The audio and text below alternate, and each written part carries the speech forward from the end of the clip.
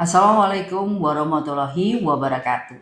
Salam sejahtera bagi kita semuanya. Perkenalkan, nama saya Kristi Widiawati, Sarjana Ekonomi, Master of Science, selaku dosen di Program Studi Pariwisata Universitas Ciputra, Surabaya. Pada kesempatan kali ini, saya akan memaparkan pernyataan diri dosen dalam unjuk kerja di Dharma Perguruan Tinggi, PDD UKT PT di bidang pengajaran.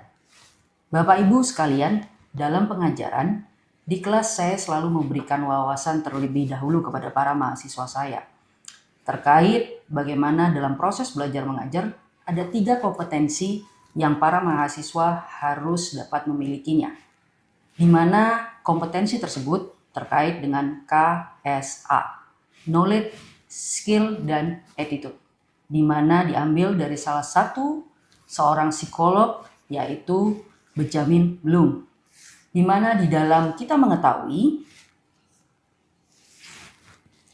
dalam knowledge, yaitu pengetahuan, merujuk pada sebuah informasi, fakta, dan konsep yang dipelajari oleh seorang mahasiswa yang nantinya baik didapatkan melalui pendidikan formal ataupun dari pengalaman. Yang kedua, terkait dengan skill atau keterampilan, di mana kita mengetahui bahwa skill dan keterampilan di mana mahasiswa memiliki kemampuan secara praktis untuk dapat melakukan sesuatu yang dikembangkan melalui latihan dan sebuah penerapan. Yang ketiga adalah terkait dengan attitude atau sikap, di mana berkaitan dengan sebuah perasaan di mana mahasiswa mengetahui bagaimana mereka bisa belajar mengenai nilai, keyakinan, dan perilaku seseorang. Dalam sebuah sikap dapat mempengaruhi bagaimana seseorang dapat merespon sebuah situasi dan juga berinteraksi dengan orang lain untuk mencapai tujuan yang diharapkan. Bapak Ibu sekalian, kali ini saya akan memaparkan terkait dengan outline pemaparan dari mata kuliah Bisnis Pelayanan 1. Di mana di sini saya akan memberikan informasi terkait deskripsi dari mata kuliah yang dimana nanti para mahasiswa akan mengetahui di awal pertemuan pada saat mereka akan memasuki kelas. Di dalam deskripsi mata kuliah, saat ini mata kuliah ini akan diampu oleh teman-teman mahasiswa yang akan mengambil di semester 3 dengan kode mata kuliah HTB 0103302. Bobot dari mata kuliah ini 3 SKS dengan sifat wajib harus dapat dijalankan oleh semua mahasiswa yang mengambil program studi pariwisata. Dalam mata kuliah ini akan berfokus terkait pembelajaran mahasiswa di dalam menganalisa, membuat, dan mengeksekusi sebuah paket tur di dalam negeri di Indonesia. Topik spesifik yang dipelajari meliputi pembuatan dari hitungan paket tur, pembuatan sebuah itinerary di dalam paket tur, pembelajaran mengenai seorang tour leader di lapangan, pembelajaran mengenai seorang tour guide di lapangan, dan bagaimana mahasiswa nantinya akan menjalankan paket tur yang sudah dirancang di dalam negeri Indonesia. Dalam capaian pembelajaran CPMK, mahasiswa nantinya diharapkan mampu melakukan modifikasi atau mengembangkan produk atau jasa berbasis dengan konsep hospitality melalui observasi, analisa, evaluasi fenomena hospitality yang ada di dalam industri tour inbound yang ada di dalam Indonesia.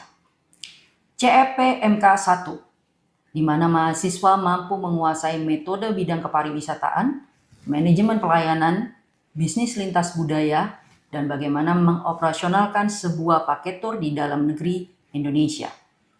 CPMK 2, mahasiswa mampu menyusun strategi belajar yang spesifik dan komprehensif untuk menyelesaikan suatu masalah yang dihadapi saat menjalankan tur di dalam negeri di Indonesia. CPMK 3, pengambilan keputusan, sebuah decision making akan dilakukan oleh mahasiswa pada saat dia harus mengambil keputusan secara efektif dan efisien di dalam sebuah bidang pariwisata sesuai dengan etika dan pengalaman belajarnya. CPMK 4, penyelesaian masalah atau problem solving, di mana mahasiswa diharapkan mampu menyusun alternatif solusi yang memiliki value proposition dan market acceptance bagi pengembangan keilmuan di bidang pariwisata.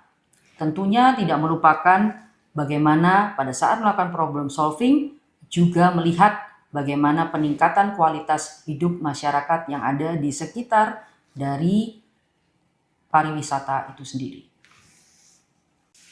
Dalam materi pembelajaran, dalam program studi pariwisata mata kuliah bisnis pelayanan 1, di mana mahasiswa memiliki roadmap dalam pembelajaran selama 1 semester. Mahasiswa akan belajar dari mulai week 1 sampai dengan week kelima, mempelajari komponen-komponen tour inbound yang ada di dalam negeri. Week ke-6 sampai dengan ke-10, mahasiswa akan mempelajari bagaimana membuat sebuah rancangan tour inbound yang ada di dalam negeri. Week ke-11 sampai dengan ke-13, mahasiswa mempelajari bagaimana melakukan eksekusi pemahaman menjadi seorang tour guide dan tour leader. Di week ke-14 sampai dengan 16, mahasiswa akan melakukan pelaksanakan tour inbound di dalam negeri yang sudah dirancang dalam minggu-minggu sebelumnya saat mereka sudah belajar di dalam kelas. Dalam roadmap ini, sebuah contoh yang saya perlihatkan merupakan roadmap dari mata kuliah bisnis pelayanan 1, mulai dari week pertama sampai dengan week ke-16, di mana dalam setiap weeknya mahasiswa akan belajar sesuai dengan roadmap yang sudah diinformasikan di awal pertemuan yang ada di dalam kelas. Dapat dilihat di sini bahwa dalam setiap weeknya, mahasiswa bukan hanya akan belajar melalui dari deskripsi, tetapi mahasiswa juga akan belajar bagaimana penerapan pemahaman, bagaimana mengerti di dalam bisnis pelayanan 1, sehingga di akhir dari perkuliahan, mahasiswa juga akan melakukan evaluasi dari pelaksanaan mata kuliah pembelajaran di bisnis pelayanan 1. Di dalam mata kuliah bisnis pelayanan 1 ini, terdapat juga materi pembelajaran yang diharapkan mahasiswa dapat mempelajari secara langsung dan diambil dari bahan kajian, yaitu operational paket tour inbound di dalam negeri, paket tour inbound di dalam negeri, dan evaluasi sebuah paket tour. Terdapat buku referensi yang dipergunakan di dalam mata kuliah bisnis pelayanan 1 ini. Yang pertama adalah Dictionary of Travel and Tourism Terminology oleh Alan Beaver. Yang kedua adalah Travel and Tourism oleh Paul Biderman. Yang ketiga adalah Strategic Management for Travel and Tourism oleh Nigel Evans, David Campbell, dan George Stonehouse. Dalam sistem pembelajaran di mata kuliah bisnis pelayanan 1 ini, nantinya mahasiswa akan belajar melalui pendekatan student-centered learning, di mana mahasiswa akan belajar bagaimana berdiskusi, kemudian menerapkan pemahaman dan mereferensikan dari hal yang terkait dengan analisa-analisa yang mereka dapatkan melalui pengajaran di kelas, pengajaran di lapangan, dan juga evaluasi pada saat pelaksanaan di lapangan. Terdapat juga pengajaran secara mini lecture, problem-based learning, case study, dan juga diskusi. Dan tentunya tidak terlupa adalah pada saat mereka akan belajar di lapangan, di mana tour yang sudah dibuat selama 1 semester akan dilaksanakan di week ke-13 sebagai problem-based learning mereka di lapangan.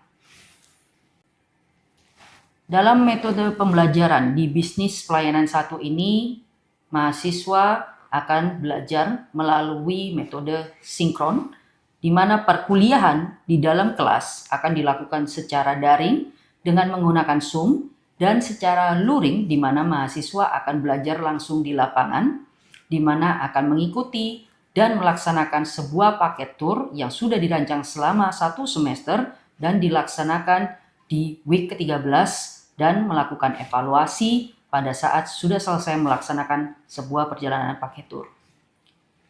Metode yang kedua adalah metode asinkron, di mana mahasiswa akan menggunakan LMS sebagai mengakses untuk materi, kuis, forum diskusi, tugas, dan mengerjakan soal terkait dengan ujian tengah semester dan ujian akhir semester. Di mana dalam menggunakan LMS ini terdapat link yang akan diakses oleh mahasiswa. Link ini terdapat di dalam www.elearn.uc.ac.id. Seperti yang dicontohkan di layar ini, terdapat di week ke-6, di mana mahasiswa dapat mengakses untuk pembelajaran mata kuliah sebelum mata kuliah itu akan dilakukan di week itu. Mahasiswa dapat mengaksesnya 1 minggu sebelumnya, di mana diharapkan mahasiswa dapat mempelajari terlebih dahulu apa saja yang akan dipelajari di week berikutnya. Yang kedua, mahasiswa juga mendapatkan ruang untuk bagaimana mengakses sebuah tugas, di mana tugas yang sudah diinformasikan di LMS dapat diakses oleh mahasiswa dan dikerjakan oleh mahasiswa baik secara diskusi, berkelompok, ataupun secara pribadi. Akses di LMS ini juga didukung mahasiswa nantinya dapat untuk mengumpulkan tugas atau ujiannya secara luring ataupun secara daring. Sistem penilaian dalam mata kuliah Bisnis Pelayanan 1 ini terdapat 4 fase, di mana fase yang pertama, mahasiswa akan mengerjakan AFL 1 dengan bobot 25%. Di fase kedua, mahasiswa akan mengerjakan AFL 2 dengan bobot 25%.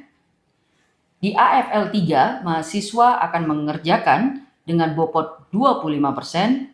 Dan yang keempat, di AFL 4 sebagai ujian akhir semester, mahasiswa akan mengerjakan dengan bobot 25%. Dan di sini dapat diperlihatkan adalah cara bentuk penilaian yang dilakukan sehingga mahasiswa mengetahui secara jelas penilaian yang nantinya akan dilakukan terhadap tugas yang diberikan kepada mereka. Interaksi dengan mahasiswa. Di dalam mata kuliah Bisnis Pelayanan 1, di awal kelas mahasiswa akan menerima informasi terkait dengan tata peraturan kelas yang diinformasikan di week pertama dan dapat diakses melalui LMS, dilihat di dalam www.elearn.uc.ac.id. Dalam tata peraturan kelas pada saat mahasiswa akan mengikuti, yang pertama, mahasiswa tidak diperbolehkan melakukan plagiarisme baik dalam tugas maupun ujian. Apabila dilakukan mahasiswa, akan dikenakan sanksi pembatalan nilai menjadi 0. Yang kedua, kehadiran di dalam kelas mahasiswa diharapkan sebanyak 75%, di mana apabila sudah melampaui dari 75%, mahasiswa tidak diberikan izin untuk dapat melakukan absensi kembali. Toleransi keterlambatan di dalam kelas sebanyak 15 menit. Mahasiswa diharapkan aktif di dalam diskusi, proses pembelajaran, dan pengerjaan tugas di dalam kelas.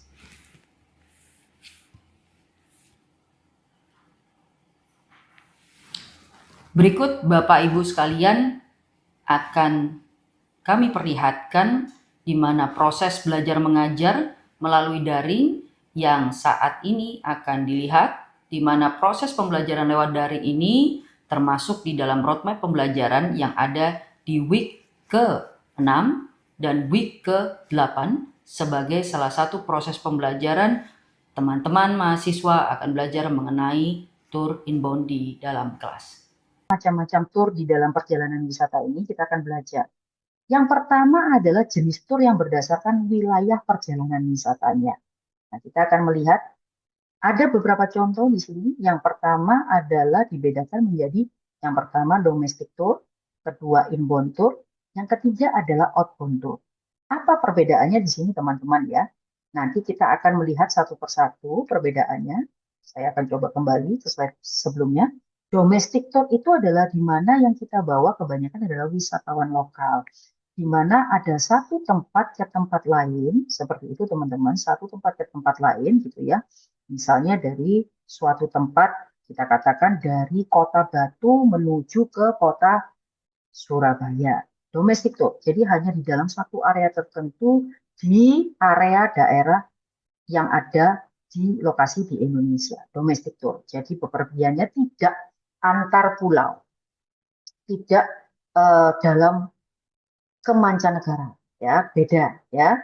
Kemudian yang kedua inbound tour. Inbound tour itu pada saat kita bisa membawa wisatawan asing masuk ke Indonesia. Ya, jadi kita menjalankan paket wisatanya orang asing yang masuk ke Indonesia untuk melihat, untuk melakukan wisata di Indonesia. Ya, jadi kita yang membawa orang asing masuk ke Indonesia. Yang berikutnya adalah yang C adalah outbound, di mana kita membawa orang dalam negeri ke luar negeri.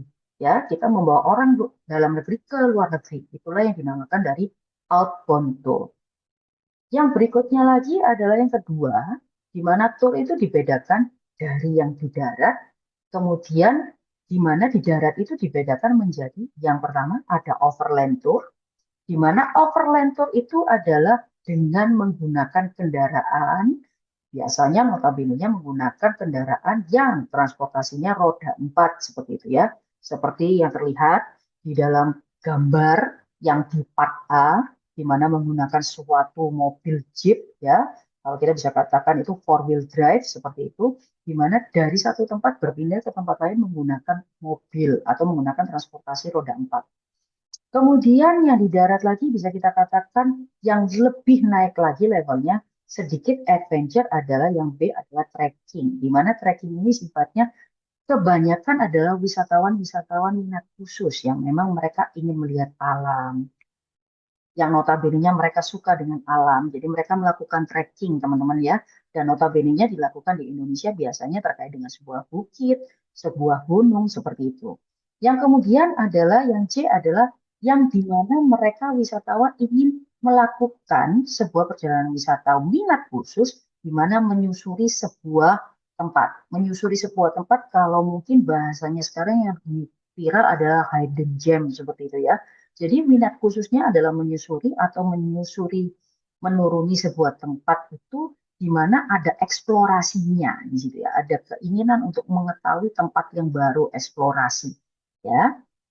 Oke, kita lanjutkan adalah yang ketiga, di mana berdasarkan tur yang ada di laut, ada di danau dan di sungai, di mana perjalanan dilakukan di perairan. Ada perjalanan yang A di wisata laut lepas dan ada perjalanan B di wisata pantai. Dan ini juga sekarang ini menjadi salah satu wisata yang juga digemari ya, baik itu oleh teman-teman wisatawan domestik ataupun tuh wisatawan mancanegara. Kenapa seperti itu, teman-teman? Karena di Indonesia, notabene-nya saat ini adalah salah satu negara tropis yang paling digemari di dunia karena memiliki alam, terutama adalah pantai dan laut yang luar biasa fenomenal.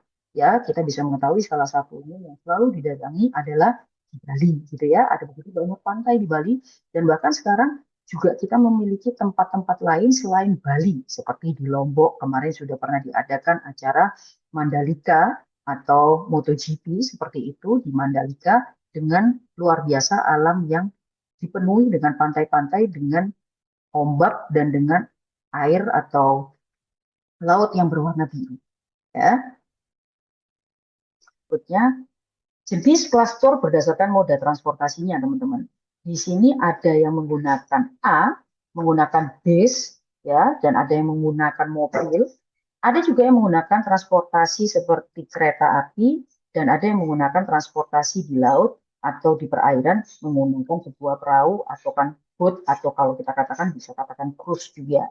Ya, jadi kelasnya itu beda-beda. Dan di Indonesia banyak sekali contohnya teman-teman. Misal kalau kita ke Bali itu ada yang namanya Quicksilver Boat gitu ya. Quicksilver Boat ini di mana dikhususkan untuk para yang wisatawan yang sekarang ini ingin untuk merasakan sebuah paket tur perjalanan wisata di perairan seperti itu. Nah, sekarang juga yang terkenal di Indonesia salah satunya di area Labuan Bajo ya teman-teman. Kalau kita melihat di area Labuan Bajo saat ini itu sudah banyak para wisatawan yang datang untuk berani menginap di sebuah kapal pinisi ya. Sudah konsepnya bagus, langsung informasikan. Adakah pertanyaan yang mau ditanyakan oleh teman-teman sehingga nantinya kita bisa memperoleh sama-sama pemahaman di dalam diskusi ini lebih mengenal dalam mengenai paket tur domestik atau inbound tour. Mungkin ada yang mau bertanya terlebih dahulu, silakan. Adakah? Salah satu, salah dua? Boleh, silakan ditanyakan. Kalau kalau soal tour guide-nya gitu boleh nggak Bu tanya? Boleh, silakan. Kan itu kan biasanya dalam suatu paket tour itu kan yang ngatur itu kan tour guide. Nah, tapi kalau Betul. misalnya ketika tour itu sudah diberlakukan dan tour guide-nya itu mengalami kendala kayak sakit atau apa yang mengharuskan dia itu absen, apakah itu nanti digantikan oleh tour guide yang baru atau gimana Bu ke depannya? Karena turnya kan Oke, sudah berjalan itu. baik. Terima kasih Rian untuk pertanyaannya, pertanyaan yang sangat bagus ya. Jadi memang seringkali di dalam suatu paket tur wisata kita tidak bisa memastikan ya apa yang akan terjadi pada saat hari H. Nah, pertanyaan Rian cukup bagus karena seringkali memang itu juga terjadi di dalam keadaan fakta di lapangan ya, bahwa tour guide bisa sewaktu-waktu itu mengalami kendala. Nah, biasanya dari seorang tour operator atau tadi kita melihat di situ komponen perjalanan wisata di situ kan ada yang namanya yang kita katakan ini ya, tour operation ini ya, di mana dia pada saat terjadi kendala di lapangan, tour guide itu kemudian mengalami kendala sakit atau kemudian tour guide-nya tidak bisa untuk mendampingi, pastinya akan digantikan oleh tour guide lain. Nah, tentunya ini sudah disiapkan. Biasanya di dalam sebuah lokal wisata atau di sebuah objek wisata, tour guide itu tidak hanya satu yang dipersiapkan. Biasanya ada beberapa tour guide yang memang sudah dipersiapkan sebagai cadangan. Dan itu memang bisa dilakukan sewaktu-waktu pada saat on the spot ya. Pada saat kita datang di objek wisatanya, biasanya tinggal kalau misalnya objek wisata yang pertama ternyata tour guide-nya sakit, biasanya sudah disediakan cadangan. Nah, biasanya yang disediakan cadangannya ini tergantung dari bagaimana seorang tour leader nanti meminta requestnya. Misalnya yang terjadi wisatawannya pada saat itu mengharapkan karena yang dibawa adalah wisatawan dari luar negeri, inbound ke dalam negeri Indonesia, kebetulan diharapkan yang bisa bahasanya itu adalah bahasa Inggris, normatifnya adalah menggunakan bahasa Inggris. Pasti akan diberikan cadangan untuk yang memiliki kemampuan juga bahasa Inggris dan memiliki kemampuan juga mengenal dari area wilayah lokal dari objek wisata yang akan nantinya diberikan informasinya. Jadi pasti ada cadangannya, Rian. Tidak mungkin kemudian semata-mata, oke hanya tour leader saja. Tapi apabila terjadi kendalanya di dalam suatu objek wisata, ada tour guide itu yang kemudian kondisinya adalah habis gitu ya. Habis itu karena apa? Karena stoknya memang habis. Karena kebetulan pada saat di tempat itu banyak sekali perjalanan wisata. Nah, tour leader di sini yang kita katakan sebagai leader dalam sebuah tour bisa menjadi seorang tour guide juga. Ya, jadi tour leader itu kemampuannya juga diharapkan bisa menjadi seorang tour guide, di mana dia memiliki kemampuan juga dapat memberikan informasi mengenai objek wisata yang nantinya akan dikunjungi sehingga nantinya tidak terlalu bergantung juga oleh tour guide. Ya, itu bisa menjadi salah satu option Rian ya di situ ya. Itu mungkin yang bisa diinformasikan Rian terkait pertanyaan Rian cukup bagus dari pertanyaannya karena itu sering kali terjadi pada saat kita melakukan perjalanan wisata. Ada lagi mungkin pertanyaan teman-teman? Jadi kita bisa diskusi. Saya ingin bertanya, Bu. Boleh, boleh lebih keras suaranya sehingga bisa Iya. terdengar. Oke, Ya, jadi mengenai komponen perjalanan wisata juga, apakah ya. seorang tour leader itu bisa menjadi tour guide dalam suatu tour, dan apakah tour guide itu juga bisa jadi tour leader? Nah, ini luar biasa. Pertanyaannya menarik ya. Jadi kebalikannya, apakah seorang tour leader bisa menjadi tour guide dan apakah tour guide bisa menjadi seorang tour leader? Kebanyakan pada saat kita melihat secara normally gitu ya di keadaan sehari-hari, seorang tour leader itu bisa menjadi tour guide karena tour leader itu memiliki wawasan yang notabene-nya dia harus mengetahui objek wisata juga. Tapi apakah seorang tour guide bisa menjadi tour leader? Kemampuan seorang tour leader berbeda dengan kemampuan seorang tour guide. Notabene-nya tour guide hanya mengerti untuk menginformasikan terkait dengan lokal objek wisata yang dikunjungi. Sedangkan seorang tour leader harus memiliki kemampuan bagaimana menjalankan suatu paket tour dari awal sampai akhir. Karena seorang tour leader di sini mereka diharapkan untuk bagaimana caranya mereka melakukan sebuah paket perjalanan wisata itu membimbing orang-orang yang dibawa. Jadi mereka harus mengerti bagaimana mereka harus melakukan pembayaran di sebuah tiket wisata, mereka harus mengerti bagaimana berkoordinasi dengan hotel, mereka harus diharapkan mengerti bagaimana berkoordinasi juga dengan driver yang kemudian mengemudi dan mengarahkan untuk ke sebuah lokal wisata. Jadi biasanya normatifnya kalau seorang tour leader bisa menjadi tour guide, kebalikannya seorang tour guide mungkin kemampuannya untuk mencoba menjadi seorang tour leader harus lebih diasah, ya, karena menjadi seorang tour leader itu kemampuan yang diharapkan untuk bisa dilakukan di perjalanan wisata itu juga multitasking atau banyak yang harus dipelajari A sampai Z. Begitu ya, Michelle, yang mungkin saya bisa berikan sebuah wawasan begitu ya terkait dengan perbedaannya, terkait dengan kemampuan yang dimiliki keterampilan oleh seorang tour leader dan tour guide. Baik, teman-teman, karena kita sudah di ujung kelas, ada yaitu terkait teman-teman akan ada penugasan.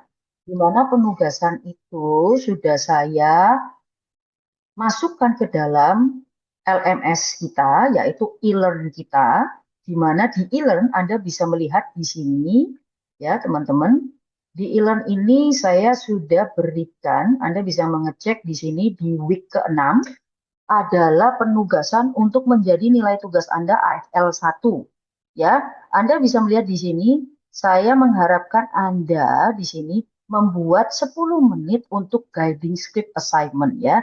Jadi di sebuah tempat lokal wisata tentunya kan ada Anda harus menjelaskan tempat lokal wisata itu seperti apa ya. Anda kenapa kok ke sana? Kenapa kok Anda mengajak seorang wisatawan ke sana? Sejarahnya tempat itu seperti apa? Silakan Anda membuat 10 menit guiding script assignment ya. Lokal wisatanya. Kemudian yang berikutnya di sini adalah gambaran saya berikan contoh digital brosur Mandalika. Jadi pada saat kita membuat suatu paket tour tentunya kita juga harus menawarkan informasi yang sifatnya visual sehingga seorang klien tertarik. Dan ini saya sudah berikan contoh. Yang berikutnya lagi, karena Anda sudah belajar mengenai komponen perjalanan wisata dan minggu lalu Anda sudah belajar mengenai sebuah tour package itu seperti apa, ada sebuah penugasan untuk teman-teman semuanya dan diharapkan Anda bisa mengumpulkan nanti sore seperti itu ya, di mana penugasannya adalah di mana Anda diminta untuk membuat sebuah itinerary di dalam bentuk digital brosur yang disertai lampiran dan bukti kegiatan kelompok saat pengerjaan ya. Bisa dilakukan screenshot saat call online atau offline meeting group ya. Kemudian kelompoknya dari kelompok-kelompok yang teman-teman sudah buat minggu lalu, di sini ada boleh memilih di mana Anda memilih untuk destinasi perjalanan wisata Anda. Anda boleh memilih poin yang nomor 1, poin 2, poin 3, atau nomor poin 4. Di situ sudah ada pembagian grupnya. Grup 1 dan 2 yang poin 1. Grup 3 dan 4 poin 2 dan berikutnya. Ya, tolong diperhatikan teman-teman adalah kriteria dari digital brosurnya. Saya mengharapkan digital brosurnya adalah informatif, judul dan tematurnya menarik ya. Ada beberapa hal yang harus Anda cantumkan terkait highlight atraksi dari kunjungan sebuah objek wisatanya dan hotel akomodasinya. Ada catatan yang tolong diperhatikan baik-baik, yaitu teman-teman diharapkan untuk melihat terkait dengan quotation-nya. Ya, di situ sudah diinformasikan terkait meals. Meals itu adalah makanan minimal adalah 150.000 per pack per meals. Kemudian ada budget juga untuk transportasi dan komponen-komponen yang lainnya ya. Jadi diperhatikan dengan jelas untuk tugas ini, di mana nanti pengumpulannya cukup diwakilkan oleh satu orang saja di e-learn ya. Ingat nanti dikumpulkannya wajib hari ini adalah jam 16.00 atau jam 4 sore ya. Tolong disertakan nama lengkap, NIM dan kontribusi masing-masing pembuatan tugas itinerary ini. Misal ini sudah diberikan contohnya ya teman-teman. Market inbound adalah grup Singapura usianya 40-50 tahun. Dan mereka adalah repeat customer atau customer yang berkelanjutan. Sudah pernah melakukan tour dan dia datang lagi ke Indonesia. Ya, ingat file submission-nya ada 3, yaitu digital brochure, itinerary waktu, dan quotation. Ya, baik teman-teman, jangan lupa Anda nanti mengumpulkannya, silakan Anda klik di sini. Ya, Anda klik di sini, nanti lakukan submission-nya di situ.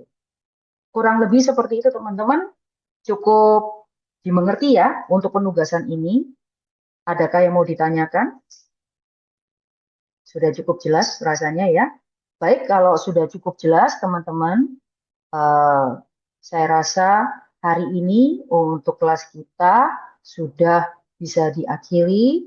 Terima kasih Bapak Ibu untuk waktu dan kesempatannya, di mana saat ini sudah saya dapat memaparkan terkait pernyataan diri dosen di dalam unjuk kerja Tridharma Perguruan Tinggi PDD UK TPT di bidang pengajaran.